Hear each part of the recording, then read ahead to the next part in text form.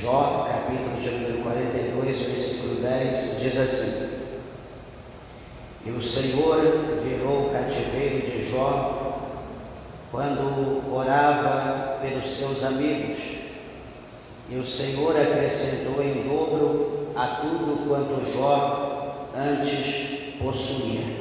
Amém? Vamos orar. Levante a tua mão ao céu, peça para que Deus, o Senhor, fale conosco. Glorioso Deus, amantíssimo, eterno, poderoso Pai, Senhor, a nossa alma se regozija, meu Deus, por estarmos na Tua casa, na Tua presença, Senhor.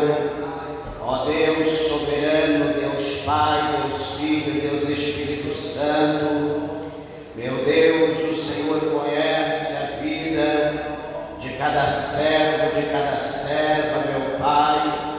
O Senhor conhece, meu Deus, a vida de cada irmão, de cada irmã, dos ouvintes, daqueles que estão perto, aqueles que estão a larga distância, meu Deus.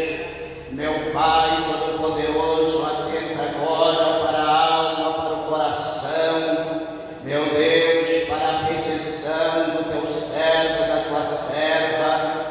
Meu Deus, fala a cada um, meu Pai, de uma maneira gloriosa, de uma maneira especial. Tira, meu Deus, do nosso meio, do nosso caminho, todo empecilho, toda barreira, e nos faz, meu Deus, com que nós vamos enxergar a solução dos problemas.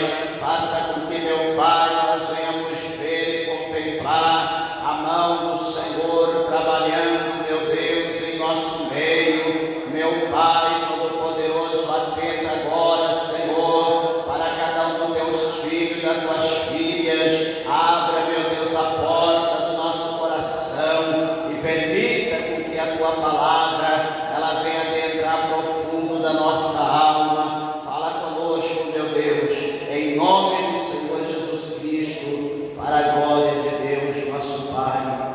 Amém, Jesus. Amém. Meus irmãos, podeis vos assentar, desocupe as vossas mãos e dê uma salva de palmas e glória para Jesus. Graças a Deus. Glória a Deus. Meus irmãos, antes de falar a palavra de Deus, como todo culto nós pedimos, eu queria pedir, por favor, toda a reverência, toda a atenção à palavra de Deus. Você, pai, mãe, que está com teu filho, mantenha-o, por favor, assentado ao seu lado, atento à palavra de Deus, pois eu tenho certeza que o Senhor Jesus, Ele tem uma palavra ao nosso coração. Amém? Serei breve devido ao tempo, então após, quem tem vontade de beber água, beba água. Quem quer ir ao toalete, vá ao toalete, mas na hora da palavra, por favor, amém, coopere em nome de Jesus com a pregação, com a tua atenção à palavra de Deus. Eu sempre gosto de lembrar que cooperar com a palavra de Deus, com a pregação, não é você ficar mudo, uma estátua, não piscar, não olhar para um lado nem para o outro. Não é isso. Eu estou dizendo, cooperar com a palavra de Deus é você estar atento à palavra, estar ligado no céu, sentir a presença de Deus, dar glória a Deus, aleluia, falar em mistério. Enfim, nós temos liberdade para isso. E não cooperar com a palavra quando a pessoa se distancia, está distante, vai passear lá fora, volta, vai ao toalete, bebe água, senta, volta, enfim, está ali esperando acabar, sei lá, como se tivesse alguma coisa mais importante que a palavra. E a palavra de Deus é tudo que nós precisamos, é a palavra de Deus. Então, peço aos irmãos, nesse contexto, que, por favor, coopere conosco em nome de Jesus, assim evitando a gente parar a pregação para chamar a atenção, enfim, o que houver necessidade. Meus irmãos, graças a Deus, por essa palavra que o Senhor Ele concede a nós. Nós sabemos que esse livro aqui de Jó é um livro histórico, é um livro poético, que precede o histórico, e ele é o primeiro livro poético, escrito em forma de poesia, assim também como Salmos, como Provérbios, Eclesiastes, Lamentação, que formam ali os livros poéticos.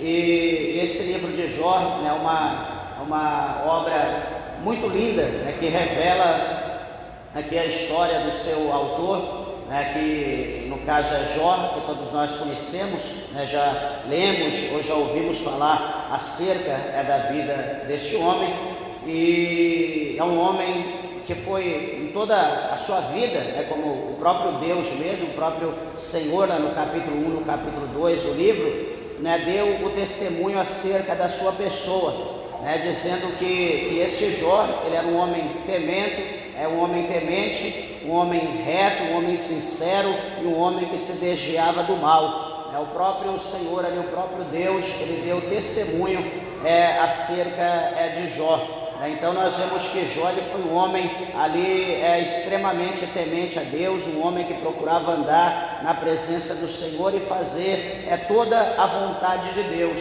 E veja que esse livro, aqui na verdade esse versículo, ele vai abordar, né, na verdade, questões acerca do sofrimento de um homem justo, né, de um homem chamado Jó. E este homem, então, ele, por intermédio da vida dele, a Bíblia mostra para nós toda a soberania, toda a grandeza e todo o poder de Deus, né, sobre a humanidade, sobre os homens na terra. E veja que é interessante que todos nós temos o conhecimento que Jó, ele foi um homem próspero, né? Jó, ele foi um homem bem sucedido. E veja que quando se fala acerca de prosperidade, é interessante a gente lembrar disso. Até hoje eu estava comentando com o irmão, né, comentando que quando se diz prosperidade, a primeira coisa que vem na nossa mente, né, na nossa cabeça, é finanças. E prosperidade, na verdade, não é símbolo de riqueza, né, porque a prosperidade ela ela não está envolvida apenas em finanças. A prosperidade, ela abrange várias áreas, né, da família, né, da igreja, da atividade, enfim, do relacionamento, de tudo que a pessoa está envolvida. Ela pode ser uma pessoa próspera e as pessoas serem abençoadas, também serem prósperos por intermédio dela. Exemplo, nós olhamos lá no capítulo no capítulo 37 adiante, né, 38, 39, nós vamos ver quando a Bíblia fala em Gênesis acerca de José. José, ele foi um homem que ele não pediu, né, a gente não vê José orando, né, a princípio, e a gente não vê ele pedindo a Deus, né, nas suas orações, porque a Bíblia não mostra ele orando, mas mesmo que ele tivesse, a Bíblia não mostra ele pedindo a Deus prosperidade. Mas interessante é que quando ele é vendido, né, e ele vai para o Egito, para a casa de Potifar, a Bíblia mostra para nós ali que em tudo que José, ele colocava a mão, evangelista, tudo que ele colocava a sua mão, o Senhor prosperava, o Senhor abençoava. Sabe aquela planta que você tem, né, que você tenta de um jeito ou de outro, e cada dia ela está definhando, cada dia ela está murchando, está amarelando, está morrendo, e de repente você tenta, muda, põe ali, põe adubo, tira adubo, faz isso, nada dá certo. De repente chega alguém, vai lá, peraí, deixa eu cuidar para você. Ele vai ali, tira uma folhinha, ele vai ali, rega, faz uma coisa, faz outra, daqui a pouco, uma semana, aquela planta virou outra, né? Tá em outra dimensão. Você fala, não acredito que é aquela planta, mas é. Então veja que a mão de José era assim, era abençoada. Em tudo que ele colocava a mão havia uma diferença, né? Deus, o Senhor, trabalhava de alguma forma. As pessoas viam o resultado por intermédio das mãos de José. E de maneira tal que chega o momento que o próprio governador do Egito, né, o próprio líder ali, colocou José como ali o responsável por tudo, porque não queria ver só ali parte da vida dele ser abençoada, ele queria que tudo fosse abençoado. Então, onde José colocava a mão na sua administração, Deus abençoava. Então, toma conta de tudo, exceto da minha mulher. E foi exatamente nesse ponto que o diabo trabalhou para tentar derrubar José. Mas a Bíblia fala, né, meus irmãos, em Romanos, né, que todas as coisas, aliás, em Romanos, a Bíblia diz que todas as coisas, elas contribuem para o bem daqueles que amam a Deus. Então todas as coisas contribuem. Deus tinha um projeto na vida de José. Qual que era o projeto? Ser um sonhador, sonhar ali vendo o molho dele, né, de pé, e dos seus irmãos se curvar diante dele.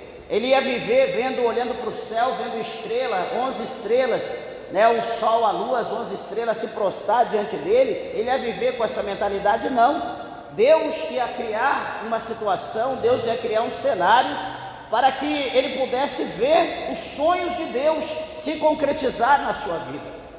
E veja, meus irmãos, que para Deus cumprir uma promessa na nossa vida, Deus não tem limite para agir. Deus, ele não tem assim, vamos dizer, Deus vai agir até aqui, ponto final. Não. Para Deus não existe limite, não existe barreira para Deus.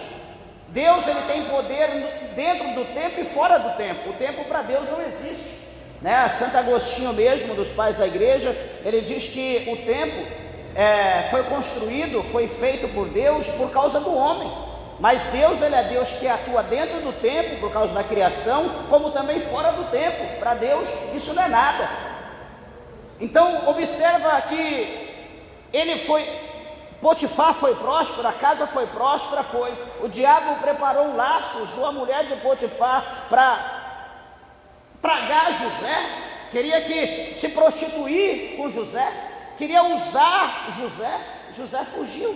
Ele era temente a Deus e não deu lugar. Quando ela viu que a casa ia cair para ela arrumou um jeito e disse: não, esse homem aí, esse judeu que você colocou todo o poder na mão dele, ele queria me usar, ele queria abusar de mim. Está aqui, eu guardei até uma roupa dele, um pedaço da roupa dele que eu rasguei. Quando enfim inventou ali uma desculpa, então o líder disse: vá para a cadeia, você vai preso. E ele foi injustamente preso. Foi condenado, ficou lá de cerca de 13 a 17 anos preso, né? Quem quiser analisar direito, o salmista mesmo, ele relata que José, ele ficou amarrado de mão e pés, né? Barbudo, maltrapilho, ficou acorrentado como se fosse uma fera. E o que ele fez? Nada. E o diabo certamente estava feliz, o diabo certamente estava pulando de alegria, né, porque viu agora um homem que tinha sonhos, um homem que tinha promessa, estava nas masmorras do Egito, estava preso, estava lá dentro, esquecido, tido como morto, né, havia perdido a sua família, os seus sonhos estavam enterrados. Meus irmãos, o inimigo, quando ele vê a pessoa chegar como José, ele se alegra porque ele fala: é mais um derrotado, é mais um que perdeu o seu sonho, é mais um que teve que engolir os sonhos. Só que detalhe, os sonhos de José não foi sonhos de barriga cheia, não foi preocupações de José em ser altivo, soberbo ou uma pessoa, não, José era humilde, José era simples. Só que os sonhos de José eram os sonhos de Deus. E os sonhos de Deus, eles irão se cumprir em nossas vidas, como se cumpriu na vida de José. Nós precisamos entender isso. Pastor, mas que dia? Eu estou aqui que eu não estou suportando mais. Fica tranquilo. José ficou de 13 a 17 anos na cadeia, e porém ele não murmurou contra Deus, ele não questionava Deus, ele não dizia: Deus, cadê a promessa? O Senhor falou, o Senhor disse, eu estou aqui, estou me envelhecendo, o tempo está passando. Meus irmãos, Deus, ele cria situação e situações para nos abençoar, para cumprir a promessa na nossa vida. Só que, como a gente diz, toda a promessa feita por Deus na nossa vida tem um preço a ser pago por nós. É bom ter promessa? Ah, pastor, eu amo, é coisa boa demais, Deus prometeu isso, prometeu aquilo, e enfim, e a gente se alegra quando houve uma promessa, a gente se alegra quando Deus usa um vaso e diz: eis que eu vou fazer isso, vou dar isso, e enfim, a gente fica se regozijando, né? Já cronômetro ali no relógio, que dia, que hora, quando vai ser. Só que Deus não fala isso. Deus, ele só diz que vai fazer. O que cabe a nós, permanecermos firme, confiante naquele que nos fez a promessa, porque na hora dele, ele vai cumprir na nossa vida, ele é fiel para isso. Espero que os irmãos entendam. Veja que José lá dentro da cadeia, já vou concluir, ele está lá nas masmorras, está amarrado, está preso, algemado, acorrentado na verdade. O Senhor prepara que 2 homens vá lá dentro, eles pequem contra o rei e eles também vão presos. Homens de confiança, um era o padeiro e o outro era o copeiro do rei. Homens de confiança que estava diante dele, do rei do Egito, do faraó. E o que vai acontecer? A Bíblia vai dizer para nós que esse faraó coloca os homens lá dentro, sentencia eles à prisão e posteriormente seria julgado e morto. E a Bíblia diz que numa determinada noite, aqueles 2 homens na mesma noite tiveram sonhos. E os sonhos foram sonhos que os preocupou. E eles acordaram ali, coçando sua cabeça. E agora? O que foi? Eu tive um sonho, outro eu também. Não, mas o sonho que eu tive foi preocupante. Não, eu também. E José ali só quietinho ouvindo. E aí você sonhou o quê? E o primeiro, o padeiro, conta o sonho. Olha, eu sonhei com um cesto de pão. Olha ali, as aves do céu vinham ali naquele cesto, comiam os pães e não sei o que, enfim. Conta ali a versão dele. E daí o copeiro também vai lá e diz: não, eu também sonhei, foi dessa forma e tal, é assim. E eu ia lá e levava novamente o copo com água, com suco, com vinho para o rei, e enfim. Daqui a pouco José olha de lá e diz: eu posso dar a interpretação dos sonhos. Você pode? O que quer dizer? José disse: copeiro, você vai ser levantado em 3 dias. Você vai ser absorvido e você vai voltar para o palácio. E você vai servir novamente o rei. Só que quando você for lá, não esqueça de mim, lembre-se de mim. Quando você estiver diante do rei. O copeiro: não, fica tranquilo, beleza. E o padeiro: e eu? Você vai ser levantado também. Você vai ser crucificado. E as aves do céu vão comer a tua cabeça. Vão te comer vivo. E se preocuparam e aguardaram a sentença. Daqui 3 dias é levantado os 3 e é sentenciado. Vem a sentença, um é absorvido, o outro é condenado. E passa mais 3 anos de novo até para lá, e José continua preso. Cadê o copeiro? Cadê aquele lá que era amigo, que falou: não, realmente você é o profeta, é o homem de Deus, eu vou te ajudar. Meus irmãos, deixa eu dizer uma coisa. A Bíblia diz que vão é o socorro do homem. E todos aqueles que confiam, que esperam alguma coisa do homem, sempre é decepcionado. Eu não estou dizendo para você não confiar nas pessoas, nós devemos confiar. Mas nós somos limitados. O nosso poder é limitado, nós só temos aquilo que Deus dá e nada mais. E os nossos poderes, o poder que Deus dá para nós, não é aquele poder a bel prazer, à vontade. Deus coloca um limite. Imagina, se nós fôssemos donos de todo o poder como Deus. Eu, por exemplo, imagina eu. Qualquer coisa eu gosto, eu tenho uma gíria de falar, qualquer coisa, vai para o fogo. Se eu se converter, você vai para o fogo. Imagina se eu tivesse poder de colocar alguém no fogo, ou mandar fogo sobre a pessoa. Talvez eu não estaria mais ninguém perto de mim, né? Um monte de gente eu tinha mandado para o fogo. E olha Elias, quando ele está lá no monte, vem os 50 e o seu comandante: homem, o rei manda você voltar, manda você descer. Vem, desce depressa, é a ordem do rei, você tem que ir diante do rei, vai ter que se explicar.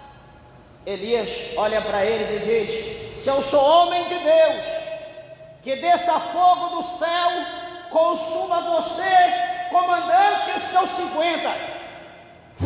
Desceu fogo do céu e virou só cinza.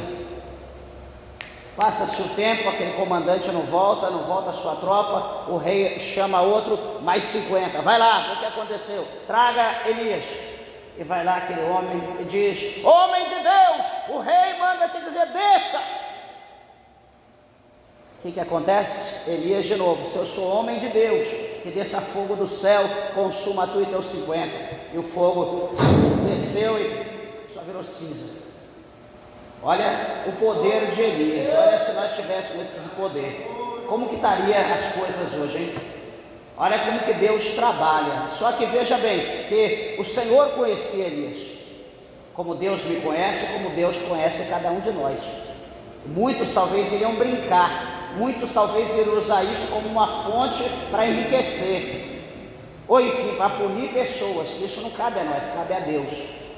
Mas voltando aqui, meus irmãos, aqueles homens se esqueceram, um morreu, o outro, que era para lembrar, não lembrou. Passa-se o tempo, José lá talvez orando: Deus, lembra de mim, Senhor, as tuas promessas, meu Deus, Senhor, tenha misericórdia, me tira daqui, porque ninguém fica feliz preso, né? Eu até sempre eu lembro isso, eu dou risada quando eu vejo, né? Tem gente que fala: como o passarinho, né, está feliz de estar preso, olha como ele está cantando. Não, outro diz que ele está se lamentando, ele não está cantando, porque ninguém gosta de viver preso, né? Coloca-se no lugar dele, entra dentro da gaiola, manda alguém trancar por fora, você fica ali dentro, fechado, alguém colocando um prato de comida, colocando água, você vai gostar? Não, não sou animal. Então, nem animal, a liberdade é para todos. Mas José estava ali, ele queria ser livre. E o que Deus vai fazer? Deus vai incomodar Faraó, aquele que tem o poder. Deus vai dar sonhos para Faraó, e aquele sonho vai perturbar Faraó de um nível tão grande, que Faraó, o que ele vai fazer? Ele vai chamar todos os sábios, os astrólogos, os adivinhos, vai chamar todos os homens com poder de interpretação, de adivinhação, e vai colocar diante dele: olha, eu sonhei assim, eu quero uma interpretação, vocês precisam me dar uma resposta. Ninguém consegue interpretar, nem os mais sábios conseguiram. Aí o copeiro se levanta: olha, rei, quando eu estive preso lá no cárcere, tem um homem lá, um judeu chamado José, que eu tive o sonho assim, ele interpretou e disse que eu iria subir novamente, que eu ia te servir. Aconteceu. Ele disse que o padeiro ia ser crucificado, ia morrer, e aconteceu. Ele tem o espírito dos deuses, ele tem poder para interpretar. O que o rei vai dizer? Traga ele, traga esse José para cá, eu quero conhecê-lo. Aí o que acontece? José agora vai passar por um processo, né, o processo pré-exaltação.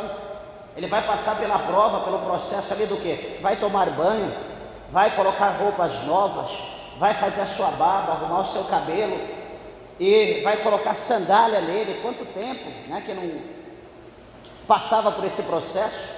E ele agora então passa por tudo isso e vai diante do rei, diante de Faraó. É interessante, meus irmãos, que quando o Faraó conta o sonho para ele, vai dizer: Faraó, você teve 2 sonhos, e uma é a confirmação do outro. As duas coisas, os 2 sonhos, é um só que Deus está confirmando que, como Ele te deu esse sonho, vai acontecer. E qual é o resumo?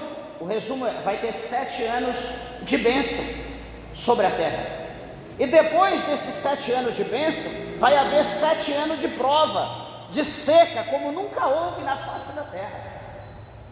E o Faraó ali se arrepiou, porque Deus estava confirmando. E o que eu tenho que fazer então? Você arruma um homem que tem o espírito dos deuses, você arruma um homem sério, e esse homem, ele vai administrar as suas coisas no tempo da fartura, para quando for no tempo da seca, você tenha abundância e crescer e se tornar poderoso. Arruma um homem que tem o espírito dos deuses. Faraó olha para José e diz: olha, não há outro além de ti, você é o homem, vem aqui. Colocou o anel no dedo dele, simbolizando autoridade e poder. Eu sou maior do que você, José, só no trono, fora isso, você domina, faz como você acha melhor.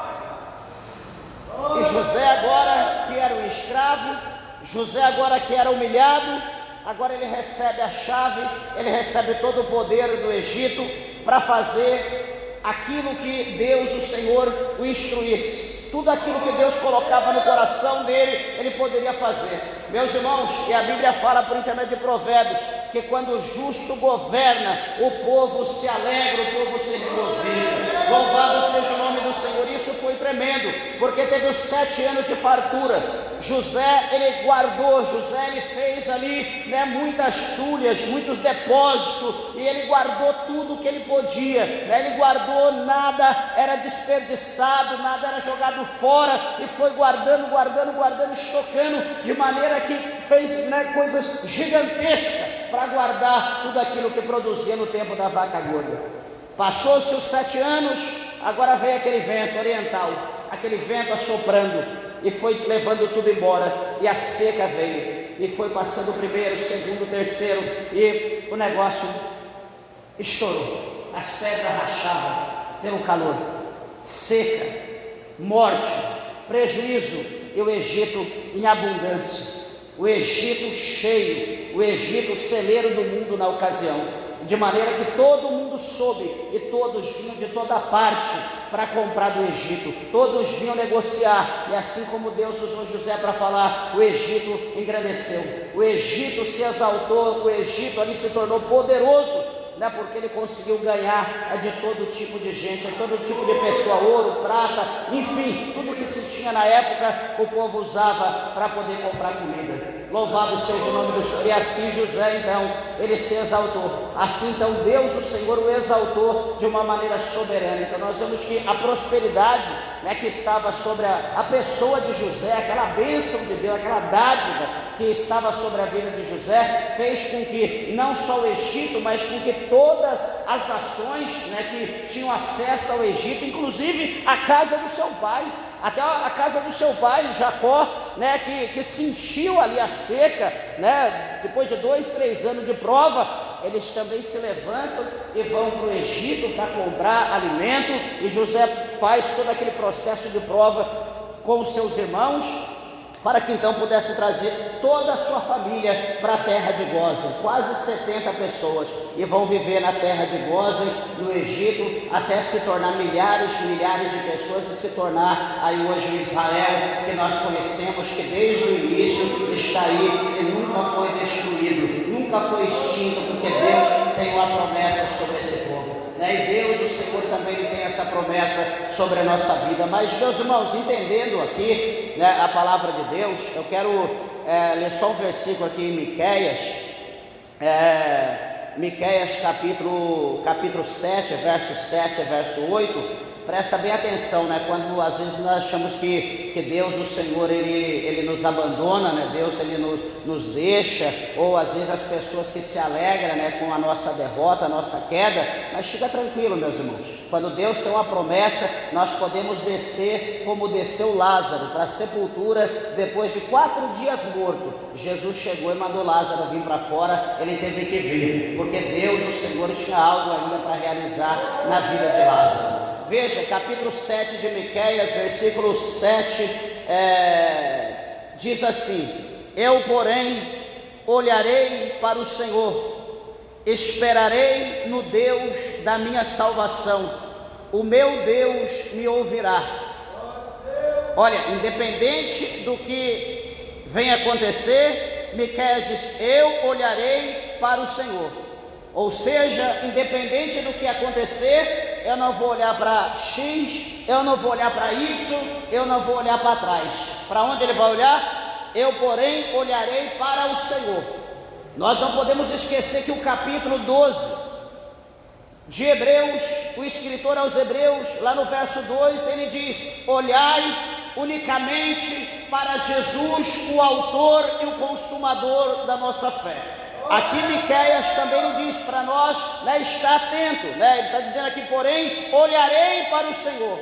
E veja, ele com o olho focado no Senhor, o que ele continua dizendo? Esperarei no Deus da minha salvação. Por mais que ele pudesse fazer alguma coisa, ele vai reconhecer que ele é limitado, ele vai reconhecer que ele não tem todo o poder, ele vai reconhecer que o que cabe a ele é olhar para o alvo e esperar o momento da ação do Senhor, que é o seu Salvador. Coisas, meus irmãos, que às vezes nós ignoramos, como está lá no Salmos de número 40, né? Quando o salmista ele ora a Deus, ele diz, né? Esperei com paciência no Senhor, e o Senhor se inclinou para mim e ouviu o meu clamor. Então veja bem que lá no Salmos 40, o salmista está esperando em Deus, orando. Ele está esperando em Deus, clamando. Ele está esperando em Deus, rasgando o seu coração, porque cada situação é uma situação, não são todas iguais. A situação do salmista do Salmos 40 exigia oração, exigia um clamor. E o que acontece? Deus, o Senhor, ouviu a oração dele e mudou a vida do salmista, tirou ele do charco de lodo e firmou seus pés sobre uma rocha. Aqui o profeta Miqueias, profeta menor, ele diz: esperarei no Deus da minha salvação. E ele continua dizendo: o meu Deus me ouvirá. Então o primeiro passo é o que? Olhar para o Senhor. Segundo passo que ele mostra aqui é o que? Esperar. E o último passo qual que é? O meu Deus, ele me ouvirá. Então ele está olhando para o Senhor, ele está esperando em Deus. Esperando de que maneira? Orando, porque o terceiro passo é: o Senhor me ouvirá.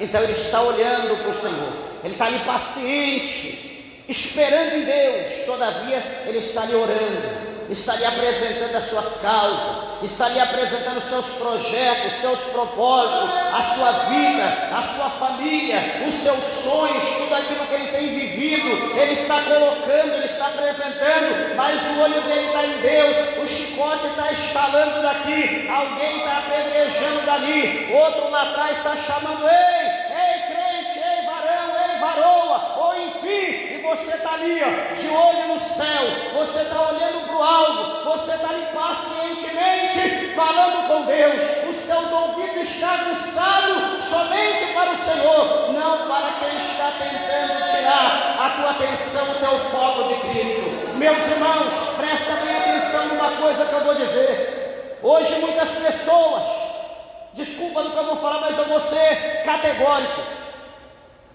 Hoje muitas pessoas não estão abençoados por Deus, porque não estão atentos no foco, não estão atentos em Deus. É na igreja, é rede social, é na igreja, na hora do culto, é com o celular na mão, é tirando foto, é dando risada, é mandando isso, mandando aquilo. E o pregador está ali como um idiota, pregando para a parede, para a cadeira. Talvez, quiçá, alguém lá fora que está passando e ouve alguma coisa. Nós esquecemos que nós estamos aqui para adorar a Deus e que aqui é o lugar onde nós vamos rasgar o nosso coração diante de Deus. Aqui é o lugar onde nós vamos oferecer os nossos membros como sacrifício vivo ao Senhor. É o lugar onde nós vamos oferecer aqui, né, o sacrifício do nosso lábio, o nosso louvor, a nossa adoração, o nosso glória a Deus, o nosso aleluia. E no tocante que nós fizemos isso, Deus, o Senhor dos céus, Ele vai responder com a sua glória, com o seu poder, com o seu Espírito sobre a nossa vida. Os milagres vão acontecer, as coisas vão acontecer na nossa vida, mas nós precisamos estar olhando para Ele, nós precisamos estar esperando dEle, nós precisamos estar em espírito de oração. E coisas que talvez em cada 100 possa estar tentando fazer. Por quê? Porque nós estamos dando ouvido para qualquer outra coisa do nosso lado. Ai, criancinha, que lindo, né? Que bonitinho. A palavra é a gente brincando. Ah, que cachorrinho lindo, né? A palavra sendo pregada, é a gente aqui olhando para um negócio, para um desenho, para um papel, ou enfim. Ah, não, a palavra não está nem aí. Depois Deus vai usar na revelação. Depois Deus vai usar na profecia. E se Deus não usar? E se aquilo que Deus tinha para falar contigo, Deus já falou pela palavra? Como vai ficar a tua vida se você ignorou a palavra de Deus? Lama soube a calabassura e canta labrateia. Bendito é o nome do Senhor. O versículo de número 8 do capítulo 7 de Miqueias, ele continua dizendo: ó inimiga minha, não te alegres a meu respeito. Está dizendo aqui daqueles, ou daquela, ou daquele, ou daqueles que querem ver a nossa queda. Olha lá, era o bonzão, era a boazona lá, ó. Tá vendo? Acontece com todo mundo. Olha lá onde ele está, olha o que aconteceu com ele. Está lá no cárcere, não era José, não era o bonzão, não entregava os seus irmãos para o pai dele. Olha lá, está lá no cárcere, está lá preso. Olha lá, 1 ano, 2 anos, 3 anos, 5 anos, 10 anos, 11 anos, esquece, deixa lá, vai morrer lá. Daqui a pouco, aquele que não era ninguém, que ninguém nem lembrava o nome, agora recebe o nome, um título de faraó. Agora tem ali o cetro, o símbolo do poder, a aliança, o anel de honra. Manda prender, manda soltar. Enfim, está ali com todo o poder. Espera aí, olha o versículo: ó inimiga minha, não te alegres a meu respeito, ainda que eu tenha caído. Olha que tremendo. Ainda que eu tenha caído, levantar-me-ei, e se morar nas trevas, o Senhor será a minha luz. Deus, o Senhor, mostra aqui que, por intermédio dessa palavra, meus irmãos, que independente do que aconteça ao seu servo, independente do que aconteça à sua serva, independente aonde ele vá, certamente o Senhor está ali, como Jeremias fala, lá no capítulo de número 20, no versículo de número 11, mas o Senhor está comigo como um valente terrível. O nosso Deus, Ele não abandona os seus servos. Deus, Ele está conosco, não importa onde. Mas detalhe, meus amados e queridos irmãos, nós estamos falando de José, um homem íntegro. Nós estamos falando de Jó, um homem íntegro.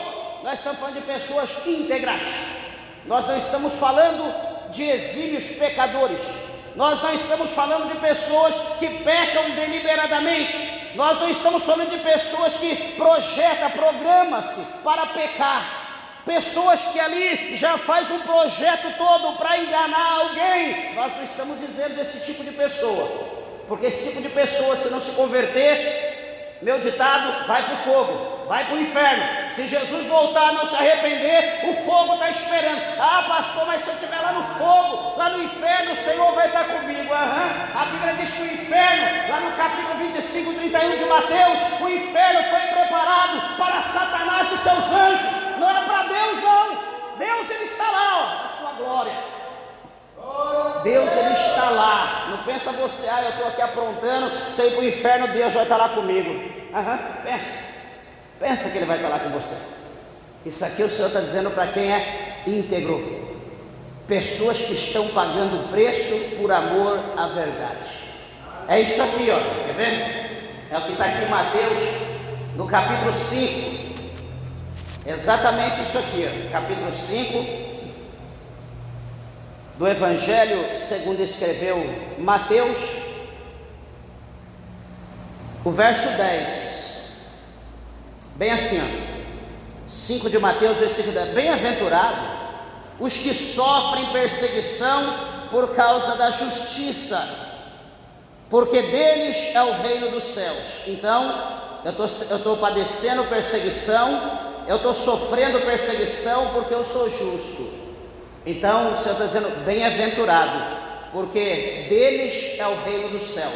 Versículo 11: bem-aventurados sois vós, quando vos injuriarem e perseguirem e mentindo, disserem todo mal contra vós por minha causa. Pessoas que se levantam, que faz todo um cenário contra a vida daquele que é justo. E ele diz no versículo de número 12: exultai e alegrai-vos, porque é grande o vosso galardão nos céus, porque assim perseguiram os profetas que foram antes de vós. Veja que aqui a luz que Jesus coloca nessa palavra é diferente da nossa. Porque, veja bem, bem-aventurados sois vós quando injuriarem, perseguirem e mentindo disserem todo mal contra vós por minha causa. Segundo, exultai e alegrai-vos, porque é grande o vosso galardão no céu. Veja, meus irmãos, que aqui Jesus está dizendo para aqueles crentes que têm prazer de servir a Deus. O crente, quando ele tem prazer de servir a Deus, ele está à mercê de qualquer situação que possa lhe sobrevir. Ele está ali à disposição, à mercê de qualquer vento, de qualquer prova, de qualquer pedrada. E aquilo vai trazer gozo, aquilo vai trazer alegria, como Jesus está falando aqui, exultai e alegrai-vos. Jesus está falando dessa maneira aqui, ele está dizendo, olha, antes de vocês, os profetas que houveram, eles também passaram por isso. Então Jesus está dizendo, alegrai-vos, regozijai-vos. Mas será que é assim que a gente faz? Não. O versículo 10, bem-aventurados os que sofrem perseguição por causa da justiça. Que sofrer perseguição? Que eu sou crente, eu sou obreiro, já saco o envelopinho de dízimo, eu sou dizimista, aqui eu fiz um voto, outro já saca um crachá, eu sou obreiro, outro já pega uma credencial, eu sou ministro. Jesus levou sobre si tudo, eu estou na bênção, não vou passar por nada disso não. Então, essa pessoa que pensa assim, risca o versículo 10 da tua Bíblia. Essa palavra não serve para ti. Versículo 11, bem-aventurados sois vós, quando vos injuriarem e perseguirem e mentindo, disserem todo mal contra vós por minha causa. Aqueles que levantam calúnia, aqueles que inventam mentira, que não tem prova, ou paga alguém para ser uma testemunha falsa. E a gente fala, meu Deus, eu não acredito, Senhor, eu não aguento não dá para mim isso não, eu vou sair, eu vou deixar de ser crente. É muita luta para uma pessoa só. Não dá não, né? Eu não tenho mais prazer de orar, eu não tenho mais prazer de louvar, eu não tenho mais prazer de pregar, de evangelizar, porque a luta está grande, o chicote está estalando no meu ombro. Senhor, não dá mais, eu vou desistir. Versículo de número 12, exultai e alegrai-vos, porque é grande o vosso galardão no céu. Duas coisas, exultai e alegrai. Terceiro, porque grande é o vosso galardão no céu. Então veja, meus irmãos, que todas essas coisas, perseguição, provas, mentiras, calúnia, esses levante, tudo que é contra a vida do crente, tudo isso, nós olhamos pela palavra, diz que é um trabalhar de Deus. Tudo isso é como se fosse ali ingredientes para agir ali ao nosso favor, para adquirir nós resistência, fibra, maturidade, crescimento espiritual, porque todas essas coisas vai trazer em nós a maturidade, vai trazer em nós um crente espiritual, um homem espiritual, uma mulher espiritual, uma pessoa de experiência, uma pessoa que vai dizer, não, fica tranquilo, isso não é nada não, né? Jesus, ele sofreu mais do que nós, ele foi fiel até o fim, isso que nós estamos sofrendo não é nada, isso é ar-condicionado, isso é mamão com açúcar, nós estamos na bênção. E ele diz, ele encerra o versículo dizendo para nós, porque assim perseguiram os profetas que foram antes de nós. E uma coisa, o apóstolo São Paulo fala aos romanos, ele diz que a fé, ela vem pelo ouvir, e ouvir pela palavra de Deus. Então aqui nós estamos passando nesse contexto, presta atenção, nós estamos aqui nesse contexto, do versículo 10 ao 12, nós estamos aqui vivendo ou vivenciando essa situação, e a luta, a prova está grande, eu já não sei mais o que fazer. Você precisa ter fé, sem fé é impossível agradar a Deus, com fé nós vamos vencer. Pastor, eu não tenho fé, como que eu adquiro a fé? Já falei aqui, acabei de falar, Romanos, o apóstolo Paulo diz que a fé vem pelo ouvir e ouvir pela palavra de Deus. Então Jesus fala, exultai-vos e alegrai-vos, porque grande é o vosso galardão no céu. Os profetas antes de vós também passaram por tudo isso. Então o que nós vamos fazer para adquirir fé, já que ela vem pelo ouvir pela palavra de Deus? Vamos começar lá do começo, vamos lá de Gênesis, vamos passando, vamos lendo a história dos nossos irmãos, vamos lendo como foi a vida deles, como foi a vida da igreja nômade, a igreja peregrina, os 40 anos pelo deserto. Vamos ler os profetas, Eli, Eliseu, vamos ler os profetas maiores, os menores, vamos ler, enfim, para que nós possamos entender o que eles passaram. Eu tenho certeza que o chicote, você vai começar a ler, o chicote estalando no teu lombo, você vai estar gritando, doendo. Quando você começar a ler, o chicote estalando no teu lombo, você lê um livro, 2, 3, leu toda a história de Israel, começou aqui nos livros poéticos, começou o profeta maior, o profeta menor, antes de você entrar no Novo Testamento. Você vai estar falando em mistério, você vai estar falando em língua, o chicote vai estar estalando e você vai olhar para aquilo como se estivesse acertando em outro. Você vai adquirir fibra, resistência, e as provas, as ofensas, as pedradas, para você não é nada. Veja Jesus na cruz, veja se Jesus murmurou, veja se Jesus gritou, Padre eterno, pelo amor de Deus, eu não aguento mais, me tire daqui. Não, Jesus ficou lá olhando, os açoites, o sangue descendo, escorrendo na sua face, e ele lá, passando pela prova, olhando para a situação, e ali a sua alma se regozijando, porque ele tinha que passar. Ele falou, eu tenho que dar o exemplo para os meus seguidores, eu tenho que dar o exemplo para os meus discípulos, eu tenho que dar o exemplo para aqueles que virão após mim. Por isso que ele diz no capítulo 16, verso 33 de João, ele diz, eu digo isso para que vós tenhais paz. No mundo tereis aflição, mas tende bom ânimo, eu venci o mundo. Essa é a palavra de Jesus, tende bom ânimo, porque eu venci o mundo. Você não vai vencer o mundo olhando para as pessoas, você não vai vencer o mundo olhando para a casa dos outros, você não vai vencer o mundo olhando para celular, olhando para computador, para rede social. Você só vai afundar cada vez mais. O vencedor, ele tem que estar de olho, como nós vemos aqui no capítulo 7, ele tem que estar de olho em Cristo, ele tem que estar esperando o seu Salvador, ele tem que ter uma vida de leitura, uma vida de mistério com a palavra de Deus, uma vida de comunhão. Coisas que hoje nós não queremos ter. Nós achamos que a igreja, a casa de Deus, é um lugar só para ser abençoado, para receber vitória. Meus irmãos, não é. A casa de Deus é um lugar para nós adorarmos a Deus, para nós aprendermos na casa do Senhor como servirmos a Deus, como ser um crente salvo, como ser um crente cheio do Espírito Santo, como chegar no céu, como ser liberto do pecado. Para finanças tem banco, tem trabalho. Nós precisamos entender isso, meus irmãos. Mas enfim, encerrando,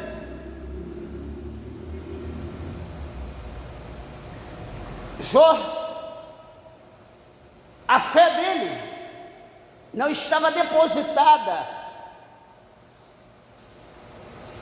nos seus bens materiais. A fé de Jó não estava depositada em todos os seus gados, não estava depositada em todos os seus camelos. Não, são os camelos, não, é as jumentas, não, são as ovelhas, não, são as vacas, não, são os escravos, servos, são tudo isso que me faz confiar em Deus. Essa prosperidade, essa bênção que me faz crer em Deus, que me faz confiar no Senhor. É isso que anima a minha fé em Deus. Olha como que Deus me abençoou. Algum tolo, talvez como nós, possamos olhar talvez para um relógio. Olha como Deus me ama. Podemos olhar talvez para uma caneta. Olha como Deus me ama, olha essa caneta. Às vezes algum tolo como nós pode olhar lá para a garagem da nossa casa, 2, 3, 4 carros, motos, olha como Deus me ama. Por isso que eu amo Deus, olha o que Deus fez por mim. Será que Jó era assim? Não. O amor de Jó, independente de tudo, estava em Deus. Ah, pastor, mas peraí, ele teve sacrifício para adquirir, para possuir, né? Por isso que eu amo o que eu tenho, porque é difícil, é suado, né? Não é fácil, nada cai do céu, né? Eu tenho que amar. Eu tenho que amar a Deus sobre todas as coisas, com todas as minhas forças, com todo o meu entendimento, todo o meu conhecimento. E eu tenho que amar o meu próximo, eu tenho que amar o meu irmão, como eu amo a mim mesmo. E depois as coisas fúteis.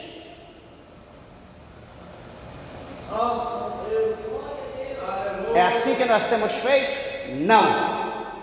O que nós estamos fazendo? Nós estamos invertendo o Evangelho de Mateus 6:33. O que diz lá?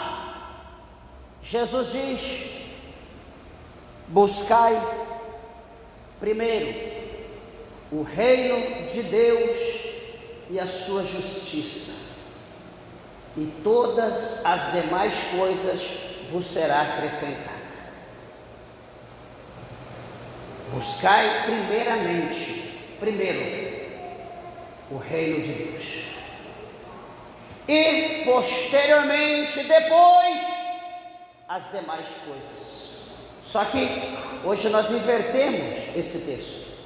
Hoje nós estamos buscando as demais coisas primeiro, e lá no finalzinho da fila, lá na lanterninha, Deus. É assim que nós estamos fazendo. Primeiro é o nosso ventre, primeiro é o nosso bel prazer, é o nosso luxo, é o nosso conforto. E uma hora que, sei lá, estiver enjoado, não estiver feliz, não tiver com vontade de sair, passear, estou cansado, quer saber, deixa eu dar uma passadinha lá na igreja, vou ver como que tá as coisas. É assim que nós temos nos tornado hoje, é desse jeito. Desculpa eu falar, não pastor, mas eu estou aqui todo dia. Isso não convence. Não adianta a gente estar aqui todo dia e a nossa cabeça está lá. Nós temos que adorar Deus em corpo, alma e espírito. É a tricotomia, corpo, alma e espírito. Não é adorar Deus apenas só de boca. Não é adorar Deus apenas, Senhor, eu estou aqui, hein, Não é assim não. Não é isso não. Capítulo 4 de João, o Senhor Jesus, ele diz que o Pai, ele está procurando verdadeiros adoradores, que o adorem em espírito e em verdade. É o tipo de pessoas que ele está escolhendo para adorar. A adoração de Jó é diferente. Jó, ele tinha tudo, só que aquele tudo que ele tinha não era nada comparado com o Deus que ele servia. Aquilo para ele era cisco. Sabe por quê? Quando disseram para ele, olha Jó, você perdeu todos os seus camelos. Quando ele estava dizendo, chegava outro, Jó, você perdeu todas as suas cabras. Quando aquele estava acabando, Jó, você perdeu todas as suas ovelhas. Jó, você perdeu toda a sua jumenta. Quando o outro estava falando, Jó, você perdeu os seus 7 filhos, as suas 3 filhas. Jó, você não tem mais nada, tudo foi ceifado.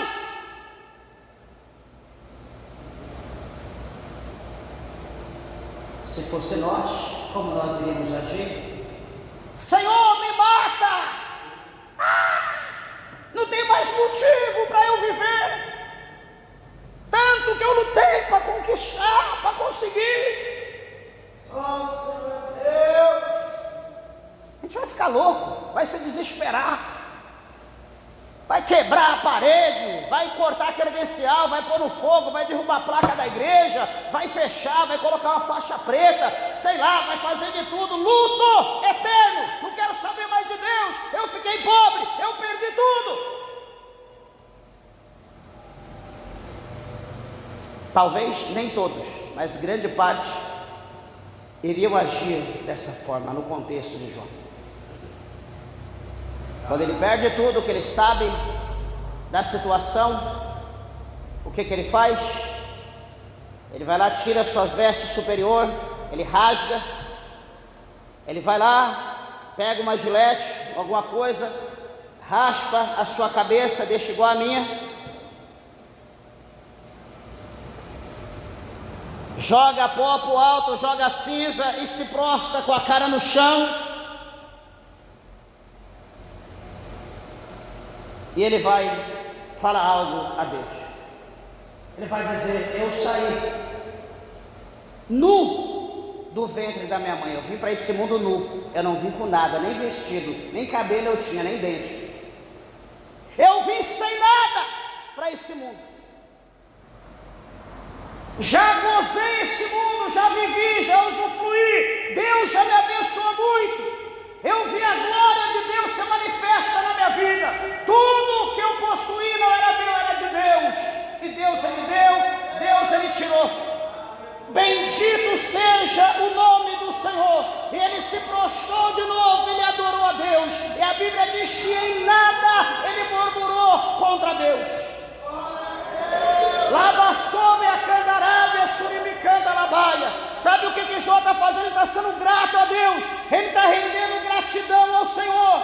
Ele está dizendo: Senhor, eu cumpri um bom combate, Senhor. Eu acabei a carreira, eu guardei a fé. A minha fé está em Ti. Tudo que eu tinha não era meu, só administrava. O Senhor deu, o Senhor tirou. Amém.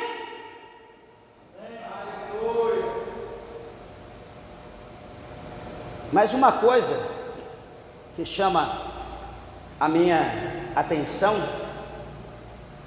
aqui nesse versículo, que a vida de Jó, ela trouxe para nós um exemplo poderoso de perseverança em meio ao sofrimento.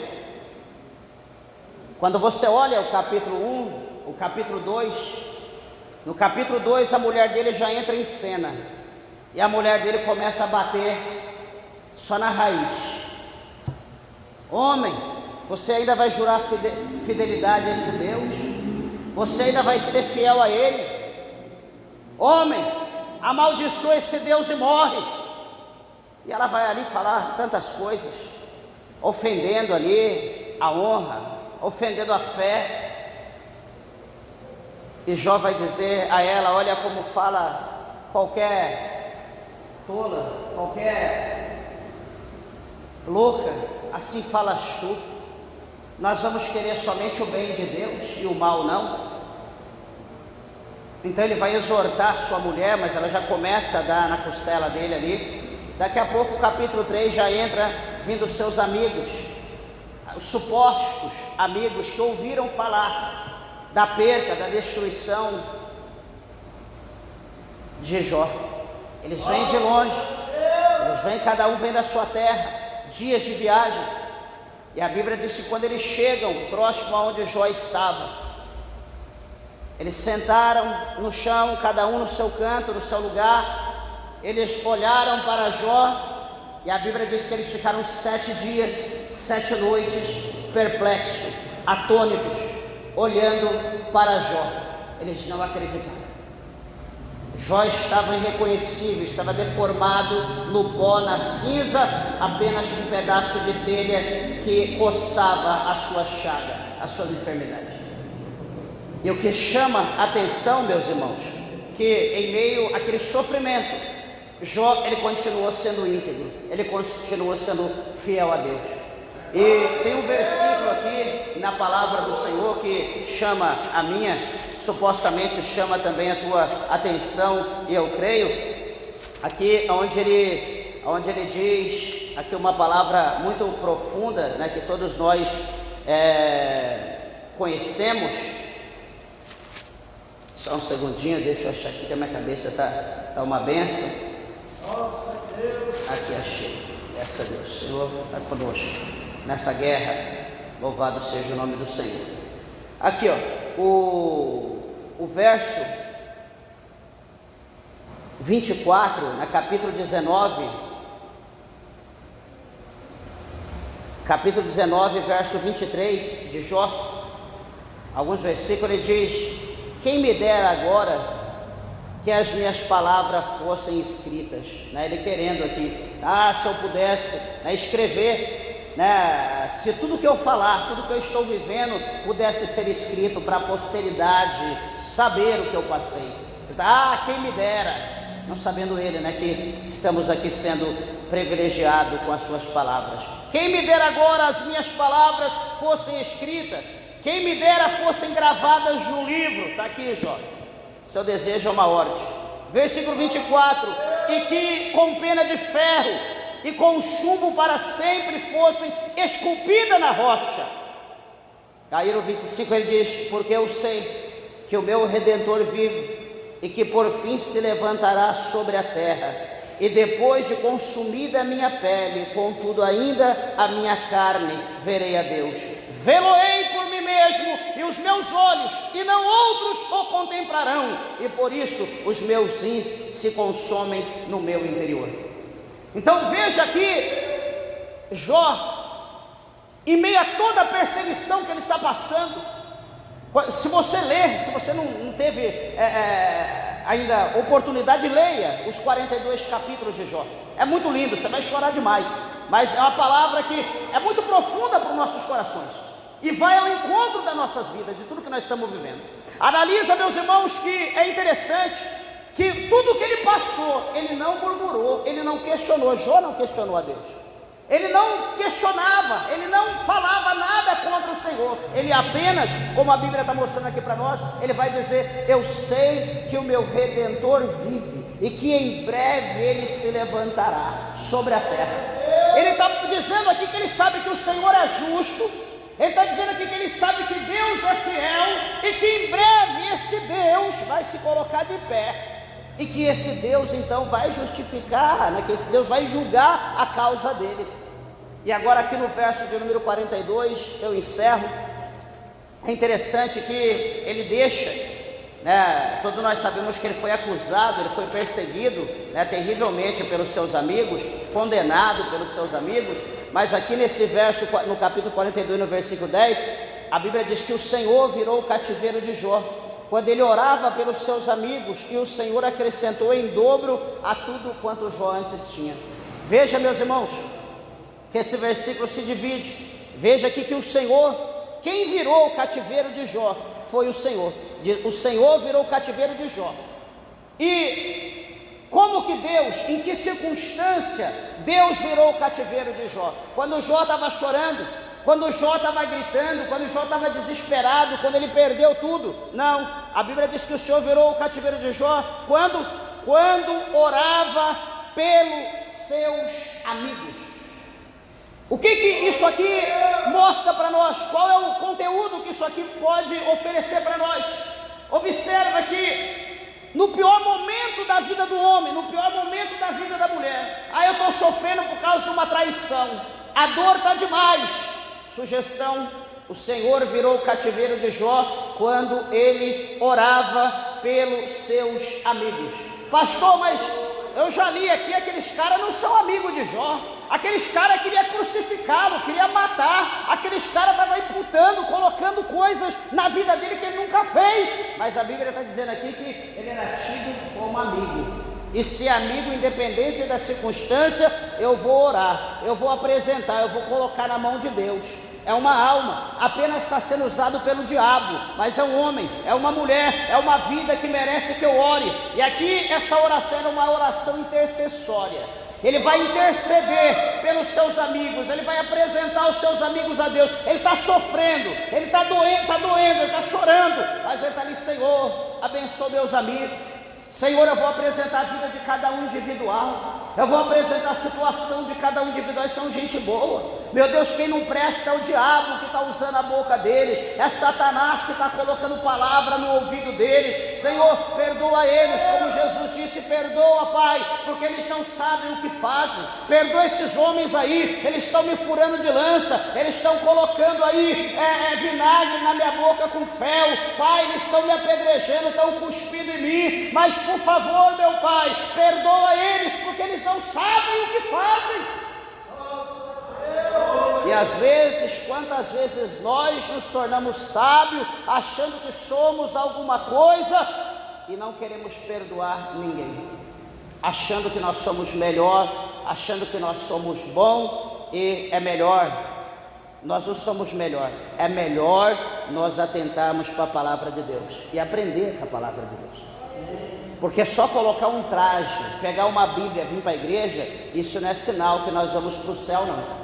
Porque o diabo, ele também se faz presente dentro da igreja, na vida das pessoas. Você olha o Novo Testamento, você vai ver assim, o diabo se manifestar dentro da igreja. Você já viu se manifestar dentro da igreja? Ele se faz presente também dentro da igreja, e por ele estar dentro da igreja, ele não vai para o céu, ele também não é salvo. Então não se baseie, não, eu estou lá, estou bem vestidinho, estou arrumadinho, até que eu estou me saindo bem. Não pratique a palavra de Deus não, para você ver. Não coloque em prática, não perdoe, não ame, não abandone o pecado. A gente pode enganar as pessoas, mas Deus ninguém engana. E não é as pessoas que vai nos mandar para o inferno e nem para o céu. Esse poder pertence a Deus. Então veja que quando Jó, ele orava pelos seus amigos, a Bíblia diz que o Senhor acrescentou em dobro a tudo quanto Jó antes possuía. Então, ao poder da oração, ele não pediu a Deus. A Bíblia não mostra em hipótese alguma ele pedindo: Deus, me devolva tudo que eu tinha, devolva filho, filha, me abençoa de novo. Ele não pediu. Mas quando ele começou a orar, Deus viu a sinceridade do coração dele, ele começou a abençoar os seus amigos. O Senhor Deus começou a trabalhar nos corações, e a família, os familiares começou a ajudar, os amigos começaram a ajudar, e foi ajudando, ele orando, ele abençoando, ele orando na oração intercessória. Daqui a pouco, quando ele vai ver, ele consegue tudo que ele tinha antes e consegue em dobro. Veja como que Deus faz. E a Bíblia diz que Deus acrescentou, né, longuras de dias para Jó, para que ele pudesse gozar de tudo aquilo que Deus havia dado para ele. Deu novos filhos, novas filhas que foram lindíssimas, e ele viveu ali muitos dias na terra.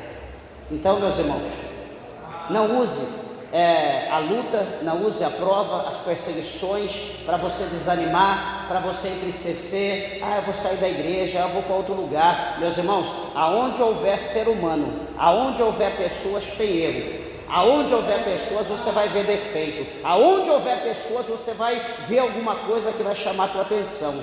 Então entre para a igreja, faça como Miqueias, coloca os olhos no Senhor, esteja esperando no Deus da tua salvação, para que Ele possa ouvir a tua oração, o teu clamor, e assim você começar a crescer na graça e no conhecimento e viver, né, uma nova fase aí de experiência com Deus nosso Pai, em nome de Jesus, como Jó viveu. Amém? Que Deus abençoe vossas vidas, que Deus o Senhor vos recompense em Cristo, e as palmas alegre, bem alegre, exalta e glorifica o nosso Deus, bem alegre para Jesus, porque Ele é fiel. Glória a Deus.